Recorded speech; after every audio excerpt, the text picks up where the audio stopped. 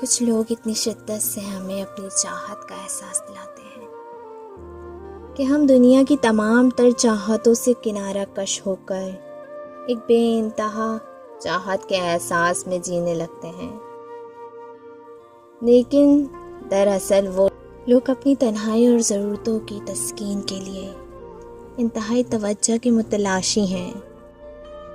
جب وہ سنبھل جاتے ہیں تو اسی شدت سے ہم سے بیزار اور بے پرواہ ہونے لگتے ہیں، اور پھر ہم اکیلے، بے بس اور لاچار ہو جاتے ہیں، کیونکہ ان کی چاہتوں کے سراب میں ہم سب چاہتیں گوا چکے ہوتے ہیں۔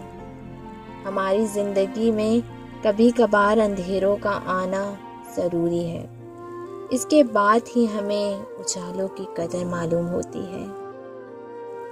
اندھیرے ہی ہوتے ہیں جو ہماری خود سے پہچان کرواتے ہیں، ان اندھیروں سے ہی پھر ہم خود لڑنا سیکھ پاتے ہیں۔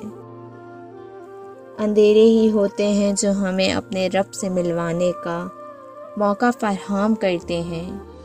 یہ اندھیرے نہ ہوتے تو ہم کبھی نہ جان پاتے کہ ہمارے اپنے کون ہیں اور پرائے کون۔ دنیا میں جس طرح ہر چیز وقتی ہے، اسی طرح اندھیرے بھی وقتی ہوتے ہیں۔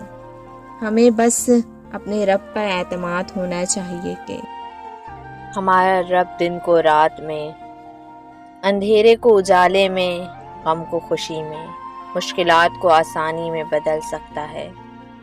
پھر ہمیں گھنے اندھیروں میں بھی روشنی کی کرنیں دکھائی دیتی ہیں اور بے حد سکون ملتا ہے۔